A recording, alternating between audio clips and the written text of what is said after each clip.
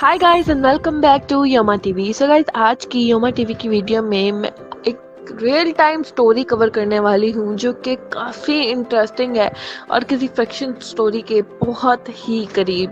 तो guys, NASA का एक एयरक्राफ्ट अपोलो 13 जो है वो स्पेस में गया था और इसके अंदर 3 एस्ट्रोनॉट मौजूद थे। ये एयरक्राफ्ट अर्थ से पूरे 3,22,000 किलोमीटर दूर था। इसके साथ साथ इसको अर्थ से वहां तक जाने के लिए पूरे के पूरे 3 दिन लगे थे।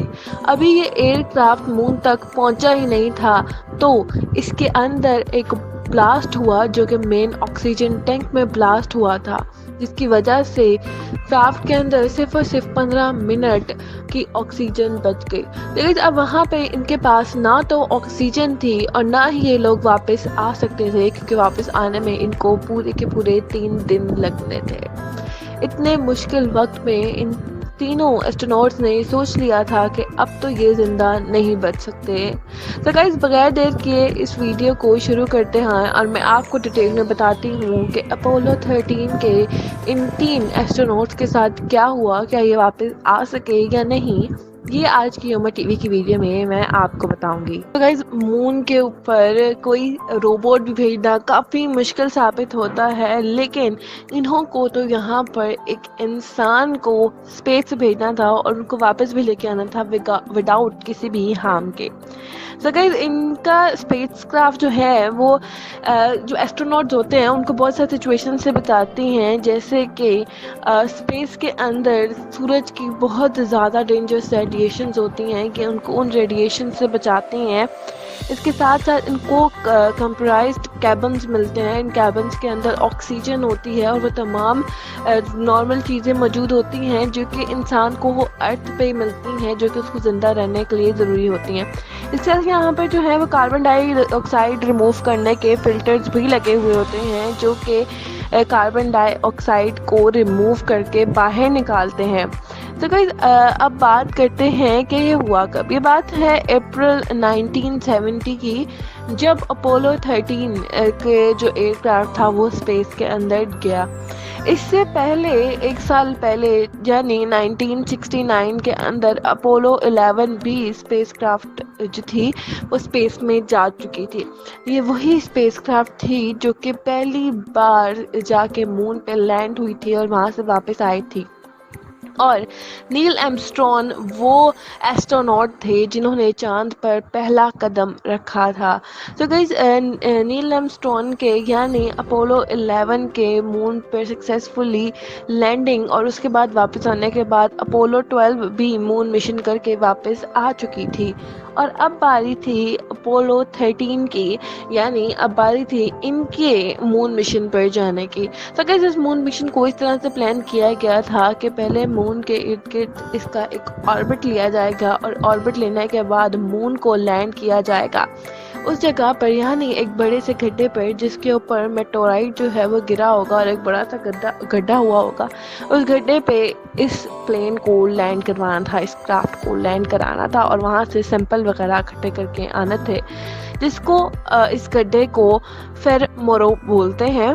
तो गाइस, इनके इस जो टीम के कैप्टन थे वो जेम्स थे, जिनके साथ इनके 3 और लोग थे, 2 और लोग थे जो कि इस एयरक्राफ्ट में मौजूद थे, जो कि इस मिशन का पार्ट थे।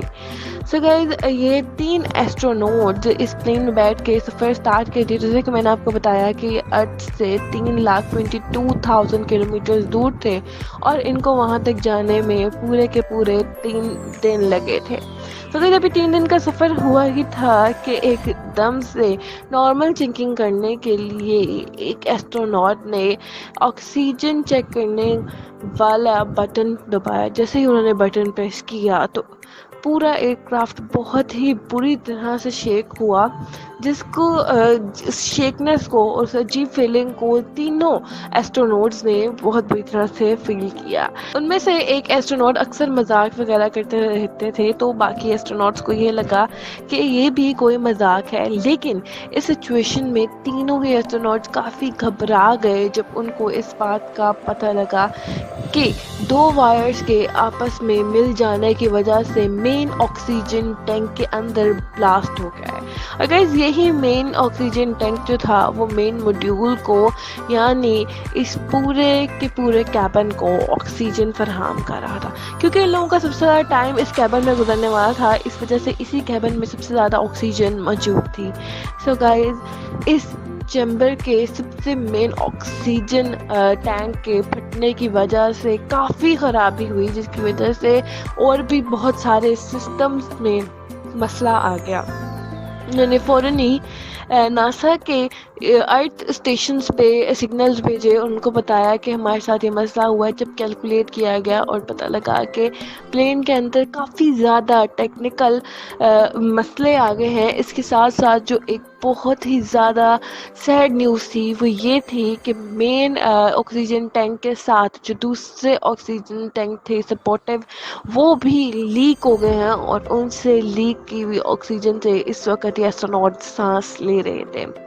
सो गाइस ये ऑक्सीजन इतनी कम थी कि इससे ये 3 लोग सिर्फ और सिर्फ 15 मिनट तक सांस ले सकते थे। इससे ज़्यादा सांस नहीं ले सकते क्योंकि ये उस लीक्ड ऑक्सीजन टैंक की अंदर के जो ऑक्सीजन आई थी उससे सांस लेते। तो गाइस अपोलो 11, अपोलो 12 और अब अपोलो 13 होने वाला था। इस वजह से मीडिया को इतना ज़्यादा इस न्यूज़ में इंटरेस्ट नहीं था कि अपोलो 13 जो है वो स्पेसक्राफ्ट कहीं बाहर मून पे मिशन करने के लिए जा रही है, क्योंकि एक सक्सेसफुल मिशन जो कि अपोलो 11 और अपोलो 12 का वो देख चुके थे। तो अब इसको ज़्यादा मीडिया कवरेज भी नहीं मिल रही थी।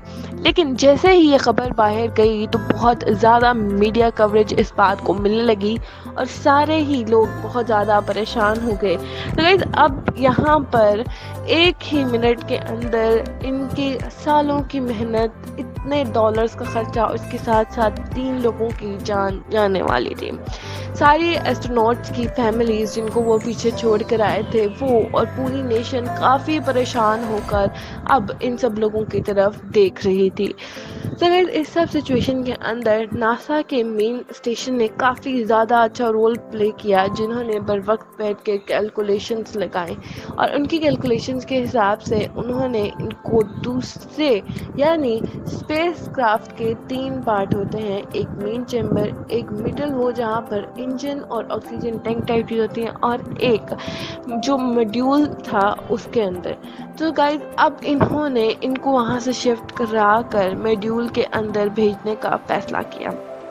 लेकिन यहाँ पर एक जो मसला सामने आया वो ये था कि इसको सिर्फ और सिर्फ 2 लोगों के लिए डिज़ाइन किया गया था। अब अगर यहाँ पर 3 लोग आते और उन 3 लोगों को यूज़ करने के लिए यहाँ पर ऑक्सीजन सिलेंडर नहीं थे, 2 थे, तो अगर 3 लोग यूज़ करते तो वो कितना वक्त चलते। फिर नासा ने जब कैलकुलेशन की तो इससे अंदाज़ा हुआ कि ये लोग 2 दिन तक इस ऑक्सीजन पर ज़िंदा रह सकते हैं। अब इनकी ऑक्सीजन की प्रॉब्लम तो थोड़ी सॉल्व हुई कि ये लोग वापस आ सकते हैं, लेकिन इनको जो दूसरी प्रॉब्लम आई वो ये थी कि अब इनके पास इतना ज़्यादा फ्यूल मौजूद नहीं था, क्योंकि मेन जो पार्ट था वो सारा ब्लास्ट हो चुका था। अब इनके पास बहुत थोड़ा फ्यूल था।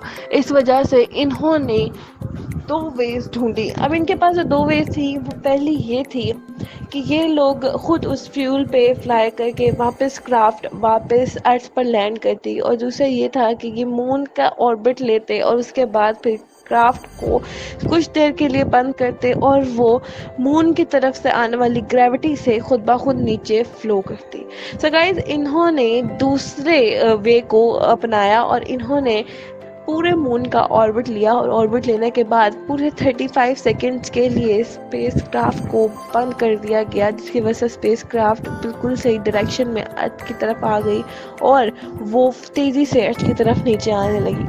35 सेकंड्स के बाद अर्थ के एयरक्राफ्ट को स्टार्ट कर दिया गया और ये जो क्राफ्ट थी वो नीचे आने लगी। तो अब यहाँ पर एक और मसला था, वो ये था क्योंकि अभी मॉड्यूल को इस तरह से डिज़ाइन किया गया था कि अर्थ के बैक में आती है। अगर ये लोग तेज़ी से नीचे आते तो टेम्परेचर ज़्यादा राइज होने की वजह से आग लग सकती थी और ये लोग मर सकते थे। तो गाइस इस सिचुएशन में इनको वापस ये छोड़ के मेन चैम्बर में यानी मेन कैबिन में जाना था, जिसके लिए इनको एक और मुश्किल का सामना हुआ। वो मुश्किल ये थी कि एयरक्राफ्ट के मेन चैम्बर के अंदर इन्होंने 2 दिन से ना तो कोई मशीनरी ऑन हुई थी ना कुछ और, जिसकी वजह से वहाँ का टेम्परेचर -3 डिग्रीज में चला गया था। अब -3 डिग्रीज में सर्वाइव करना बड़ा ही मुश्किल काम होता है।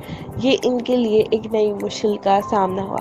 खैर एस्ट्रोनॉट जो है वो मेन चैम्बर के अंदर चले गए और वहाँ से जब अर्थ की तरफ लैंड कर ही रहे थे तो इनका नासा के साथ हेडक्वार्टर्स के साथ राब्ता टूट गया और बहुत ज़्यादा कोशिश भी की गई, फिर भी इनका राब्ता मेंटेन ना हो सका। 3 मिनट इन लोगों का आपस में राब्ता मेंटेन ना हो सका और जब इनका आपस में दोबारा राब्ता हुआ, रेडियो पे आवाज़ आई कि इन लोगों ने सक्सेसफुली अर्थ में एंटर हो गए हैं। तमाम लोग और पूरे नासा वर्कर्स के लिए ये कोई सक्सेस से कम नहीं था। सब बहुत ही ज़्यादा खुश थे और बिल आखिर इनको वो लोग धीरे धीरे देखने भी लगे कि इन तीनों एस्ट्रोनॉट्स ने अपने पैराशूट्स खोल लिए थे और इनके पैराशूट सबको नज़र भी आने लगे।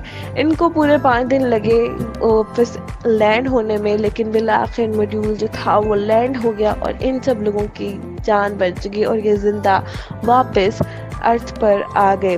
सो गाइस इनका बचना काफ़ी ही ज़्यादा नामुमकिन था, क्योंकि इस तरह से अगर स्पेसक्राफ्ट को कोई भी स्पेस में जाके मसला हो तो स्पेसक्राफ्ट की कोई भी चीज़ वापस अर्थ पर नहीं आ सकती। कोई भी शख्स उसको वापस ला ही नहीं सकता। आज से पहले जितनी भी स्पेसक्राफ्ट लैंड हुई हैं उनका कोई भी पार्ट आज तक ना ही उन इंसानों का पार्ट ज़मीन पर लाया जा सका है, क्योंकि ये बिल्कुल इम्पॉसिबल है कि किस तरह से किसी चीज़ को वापस लाया जा सके या किसी की जान बच सके। ये तीनों काफ़ी ज़्यादा लकी लोग थे जिसकी वजह से इनकी जान बच गई और ये वापस अर्थ पर इतनी बुरी सिचुएशन में भी आ गए। सो गाइस मुझे उम्मीद है कि आपको हमारी ये वीडियो पसंद आई होगी। अगर आपको हमारी वीडियो पसंद आई हो तो इसको लाइक करें, शेयर करें और सब्सक्राइब करें हमारे चैनल को। मिलते हैं बहुत जल्द एक नई वीडियो के साथ।